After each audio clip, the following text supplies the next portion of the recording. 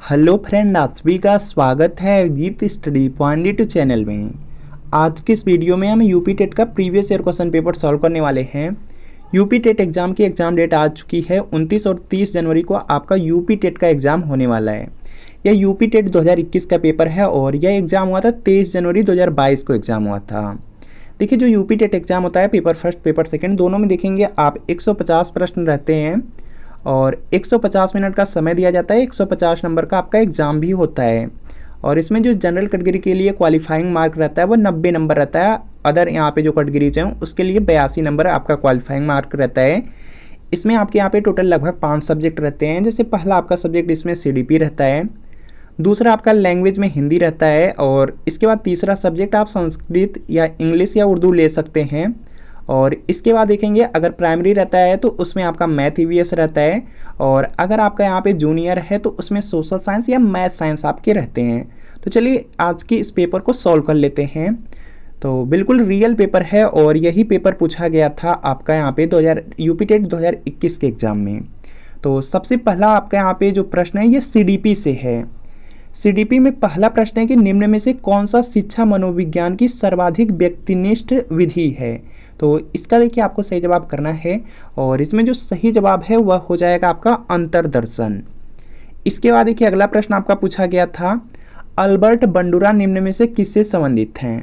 तो जो Albert Bandura हैं इनका संबंध है सामाजिक अधिगम सिद्धांत से। तो यहाँ पे जो फोर्थ वाला है यहाँ पे बिल्कुल राइट आंसर हो जाएगा। इसके बाद देखिए अगला आपका है यहाँ पे प्रश्न पूछा गया था कि अधिगम में जो पठार है निम्न में से किस कारण बनता है। तो जो अधिगम में पठार होता है वह थकान द्वारा बनता है। तो यहाँ पर देखेंगे थकान द्वारा दिया गया फर्स्ट वाले में, तो फर्स्ट वाला आपका यहाँ पे क्या होगा, बिल्कुल राइट आंसर हो जाएगा। इसके बाद देखिए अगला प्रश्न आपका यहाँ पे दिया गया है और अगला प्रश्न आप लोग देखेंगे, दर्पण चित्र परीक्षण किसे मापने हेतु प्रयुक्त होता है। तो यहाँ पे इसका राइट आंसर हो जाएगा अधिगम के अंतरण को। तो यहाँ पे अधिगम अंतरण को दिया गया है सेकंड वाले में, तो सेकंड वाला आपका राइट आंसर। क्लाउड पिक्चर परीक्षण निम्न में से किसके मापन में प्रयुक्त होता है। तो इसका देखिए आपको यहाँ पे सही जवाब बताना है। जो क्लाउड पिक्चर परीक्षण है यह आपका यहाँ पे व्यक्तित्व के लिए हो जाएगा, व्यक्तित्व के मापन में प्रयुक्त होता है। तो सेकंड वाला आपका बिल्कुल राइट आंसर होगा। इसके बाद देखिए अगला प्रश्न आपका है, 5 वर्ष के मोहन की जो मानसिक आयु है 8 वर्ष है, उसकी बुद्धि लब्धि कितनी है। तो बुद्धि लब्धि का जो फार्मूला है उसका आप लोग यूज करेंगे। बुद्धि लब्धि का जो यहाँ पे फार्मूला होता है वह होता है यहाँ पे मानसिक आयु बटे यहाँ पे वास्तविक आयु होता है और इनटू में यहाँ पे 100 होता है। तो इसी पर यहाँ पर जो वैल्यू है उसको रखेंगे। मानसिक आयु आपका 8 वर्ष हो जाएगा और यहाँ पे जो आपकी वास्तविक आयु दिया गया 5 दिया गया है और यहाँ पे 100 से मल्टीप्लाई करेंगे, 5 से डिवाइड करेंगे, 20 टाइम्स में यह डिवाइड हो जाएगा और इसका मल्टीप्लाई कर देंगे तो यहाँ पे 160 आ जाएगा। तो यहाँ पे देखेंगे 160 किस ऑप्शन में दिया गया है, सेकंड वाले में दिया गया है, तो सेकंड वाला आपका राइट आंसर हो जाएगा। तो इस तरह से आप लोग कर लेंगे। और जो यहाँ पर देखेंगे बुद्धि लब्धि टॉपिक है, इससे एक प्रश्न फिक्स होता है, या तो फार्मूला पूछा जाता है या इससे रिलेटेड क्वेश्चन पूछा जाता है।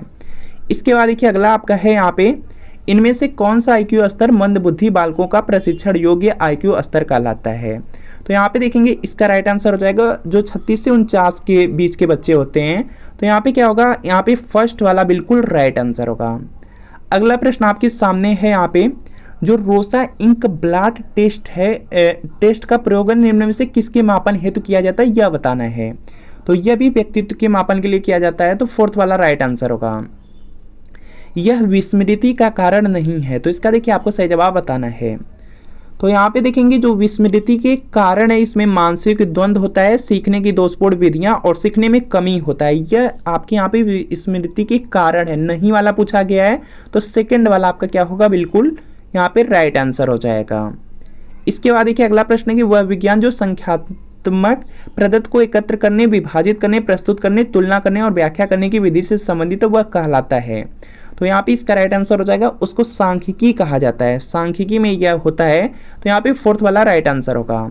अगला प्रश्न की निम्न में से कौन शेष से भिन्न है।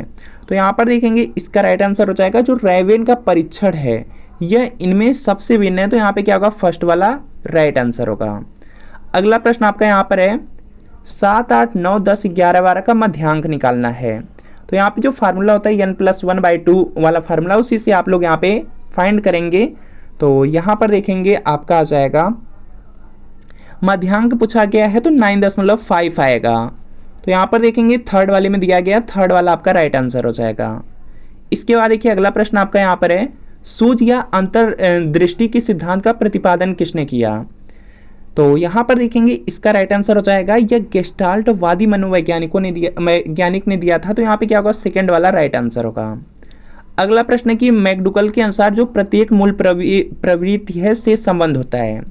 तो यहाँ पर देखेंगे इसका राइट आंसर हो जाएगा यहाँ से संवेग का होता है। संवेग में आपका हो जाएगा, सेकंड वाले में दिया गया है, सेकंड वाला राइट आंसर होगा।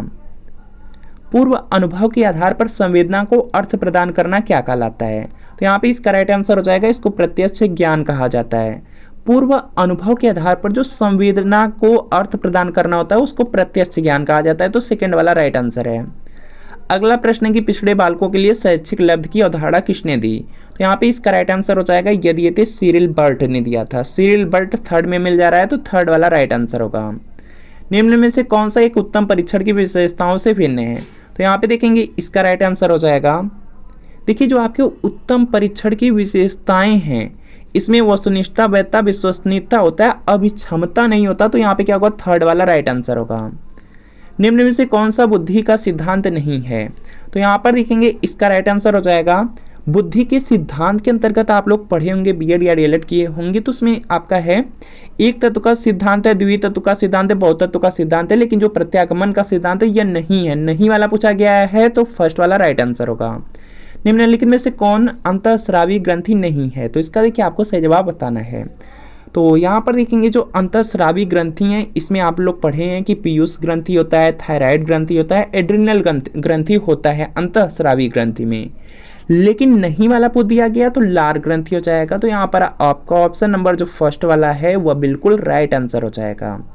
इसके बाद देखिए अगला प्रश्न है कि पियाजे के अनुसार संज्ञानात्मक विकास की जो द्वितीय अवस्था है वह कौन सी है? तो यहाँ पर देखेंगे इसका राइट आंसर हो जाएगा, जो पूर्व संक्रियात्मक अवस्था है या आपका द्वितीय अवस्था के अंतर्गत आ जाएगा। तो यहाँ पे फर्स्ट वाला बिल्कुल राइट आंसर होगा। अगला प्रश्न है कि मूल प्रवृत्ति की एक प्रमुख विशेषता है जो पाई जाती है। तो यहाँ पे देखेंगे इसका राइट आंसर हो जाएगा, देखिए दिया गया कि मूल प्रवृत्ति की एक प्रमुख विशेषता है जो पाई जाती है। तो यह सभी प्राणियों में तथा जन्मजात व प्राकृतिक होती है जो मूल प्रवृत्ति है। तो यहाँ पे क्या होगा, फर्स्ट वाला राइट आंसर होगा। भारतीय संविधान में जो 6 से 14 वर्ष के बच्चे हैं उनके लिए निःशुल्क व अनिवार्य शिक्षा का जो अधिकार है किसमें शामिल है यह आपको बताना है। तो यहाँ पर देखेंगे यह अनुच्छेद 21A में है, आर्टिकल 21A में इसको यह अधिकार दिया गया है। तो यहाँ पे क्या होगा, थर्ड वाला बिल्कुल राइट आंसर होगा। अगला प्रश्न आपके सामने है कि क्रेस्वर ने व्यक्ति को निम्न में से किस प्रमुख प्रकारों में वर्गीकृत किया?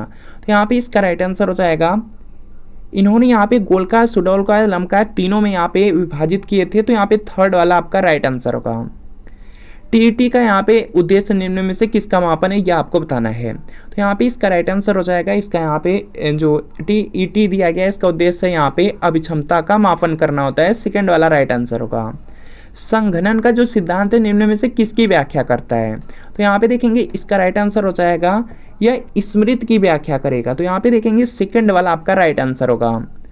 निम्न में से शारीरिक विकास को प्रभावित करने वाला कारक क्या है? तो यहाँ पे देखेंगे इसका राइट आंसर हो जाएगा, देखिए दिया गया शारीरिक विकास। शारीरिक विकास को प्रभावित करने वाला कारक, तो इसमें देखिए खेल तथा व्यायाम से शारीरिक विकास प्रभावित होगा, वातावरण, वंशानुक्रम, यह सब के सब डिपेंड करेंगे। तो यहाँ पे क्या होगा, इनमें से सही हो जाएगा, इनमें से सभी वाला होगा। तो थर्ड वाला राइट आंसर होगा। बुद्धि लब्धि की गणना का सही सूत्र निम्नलिखित में से कौन है यह आपको बताना है। यह अभी जस्ट आपको बताया गया है, तो जल्दी से आप लोग करने का प्रयास करेंगे। तो यहाँ पे क्या हो जाएगा कि यहाँ पे जो बुद्धि लब्धि का, यहाँ पे बुद्धि लब्धि की गणना का जो सही सूत्र है वह है मानसिक आयु बटे वास्तविक आयु इंटू में यहाँ पे क्या है 100 या 100 है। तो यहाँ पे क्या होगा, फोर्थ वाला आपका बिल्कुल राइट आंसर हो जाएगा। इसके बाद देखते हैं यहाँ पे नेक्स्ट प्रश्न आपका है, विचारात्मक चिंतन की चर्चा निम्न में से किसने की है? तो यहाँ पे देखेंगे इसका राइट आंसर हो जाएगा, डीवी ने किया है, डीवी ने। तो यहाँ पे क्या होगा, फोर्थ वाला आपका राइट आंसर हो जाएगा। इसके बाद देखेंगे यहाँ पे नेक्स्ट प्रश्न दिया गया है, आज्ञानात्मक तर्क के स्तरों में कौन शामिल नहीं है? जो देखिए आज्ञानात्मक तर्क हैं इसमें सामान्यीकरण हो गया, प्रयोग हो गया, इसमें देखेंगे दिया क्या है आपका, कौन शामिल नहीं है, तो सामान्यीकरण होता है, प्रयोग होता है, अवलोकन भी होता है, कल्पना नहीं होगा, तो थर्ड वाला आपका राइट आंसर होगा। इसके बाद देखिए अगला प्रश्न है कि सीखी गई बात को धारण और पुनः स्मरण करने में असफल होना, यह, तो यहाँ पे इसका राइट आंसर हो जाएगा यह एक विस्मरण है। सीखी गई बात है, अगर आप कुछ भी सीखे हैं उसको धारण और पुनः स्मरण करने में असफल हो रहे हैं तो यह क्या है, विस्मरण हो जाएगा, तो फोर्थ वाला आपका राइट आंसर होगा। तो फ्रेंड आपको बताना है कि इन 30 प्रश्नों में कितने प्रश्न आपके सीडीपी के बिल्कुल सही हुए हैं। इसके बाद यहाँ पर हिंदी के प्रश्न हैं, तो चलिए हिंदी के भी प्रश्न कर लेते हैं। तो यहाँ पर देखेंगे पंकज में कौन सा समास है, तो यहाँ पर देखेंगे आप लोग जानते हैं कि जो पंकज शब्द है इसमें बहुब्रीहि समास है, तो यहाँ पे क्या होगा, थर्ड वाला आपका राइट आंसर हो जाएगा। अयोगवाह कहा जाता है, तो इसका देखिए आपको सही जवाब बताना है। जो देखेंगे आपका यहाँ पे अंक की मात्रा होता है और जो विसर्ग होता है, अनुस्वार और जो विसर्ग होता है, इन्हीं को तो अयोगवाह कहा जाता है, तो यहाँ पे क्या होगा आपका सेकंड वाला बिल्कुल राइट आंसर होगा। अगला प्रश्न आपका दिया गया है, एक ओर अजगरहि लखी एक ओर मृगया विकल बटोही बीच ही पर्यो मूर्छा का, इन पंक्तियों में प्रयुक्त रस है, तो यहाँ पे इसका राइट आंसर हो जाएगा भयानक रस है। ऑप्शन नंबर फर्स्ट वाला बिल्कुल राइट आंसर होगा।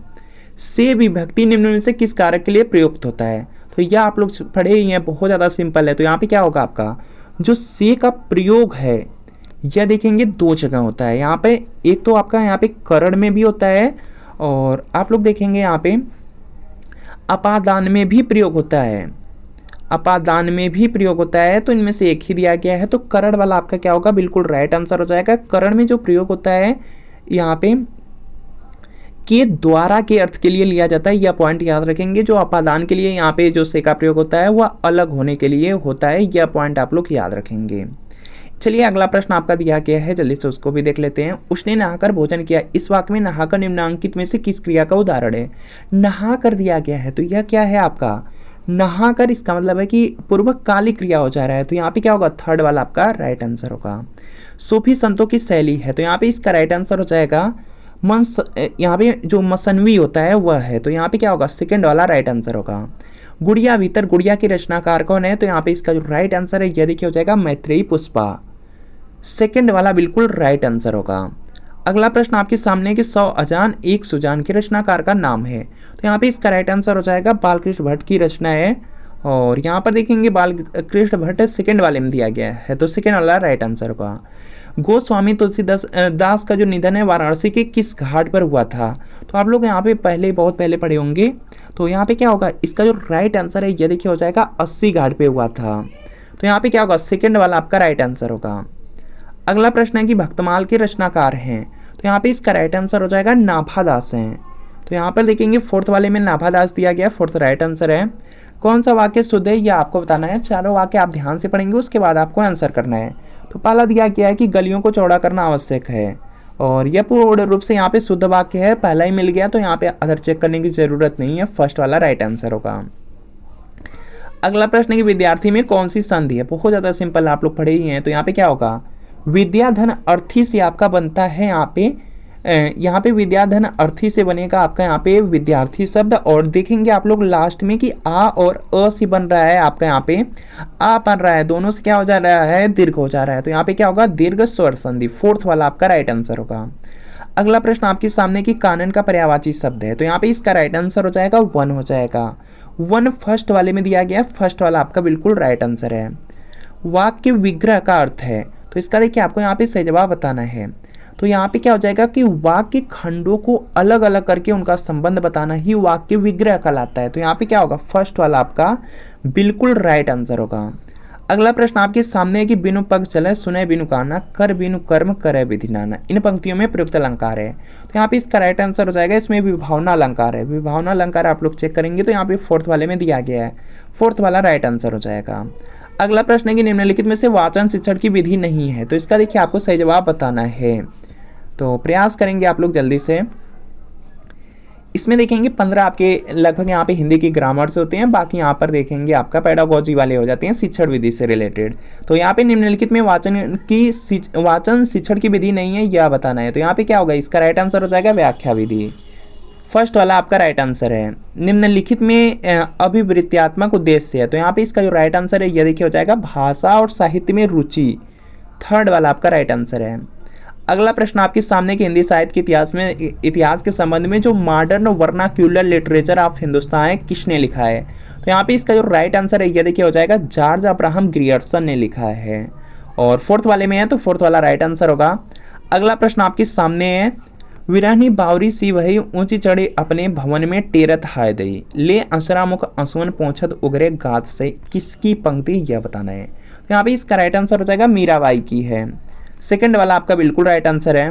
हिंदी का जो पहला पत्र है वह कौन सा है, तो इसका आपको सही जवाब करना है। हिंदी का जो पहला आपका यहाँ पे पत्र है उदंत मार्तंड है, तो यहाँ पे क्या होगा, फोर्थ वाला राइट आंसर होगा। इंपॉर्टेंट है, याद रखिएगा, आगे भी बहुत सारे एग्जाम आपके होने वाले हैं तो उसमें भी पूछा जा सकता है।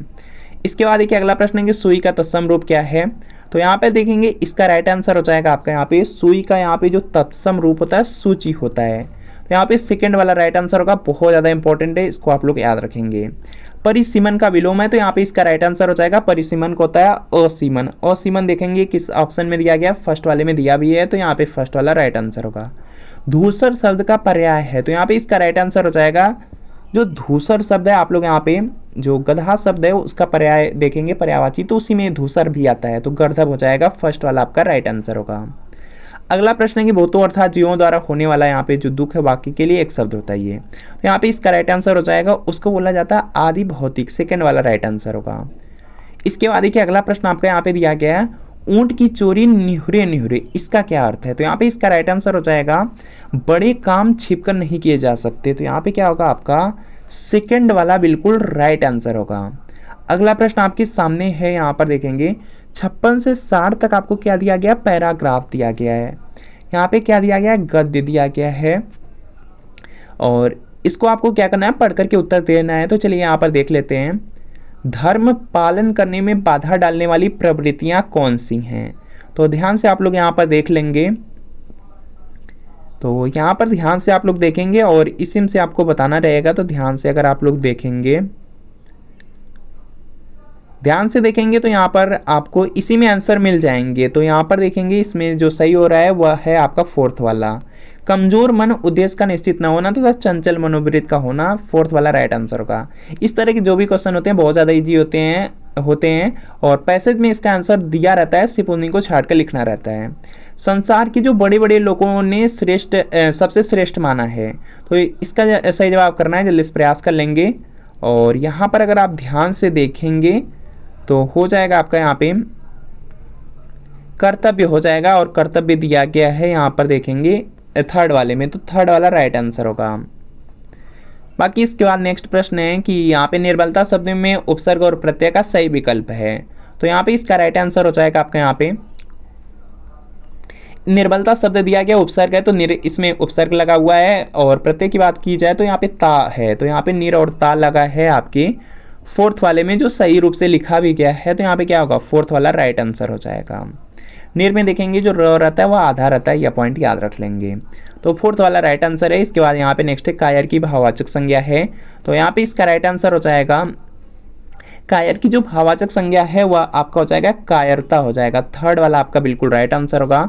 इसके बाद देखिए अगला प्रश्न है, अपना मतलब निकालने वाले के लिए उचित शब्द क्या है, तो यहाँ पे इसका राइट आंसर हो जाएगा उसको स्वार्थी कहा जाता है, जो अपना मतलब निकालने वाला होता है उसको स्वार्थी कहा जाता है, तो यहाँ पे क्या होगा, फोर्थ वाला राइट आंसर होगा।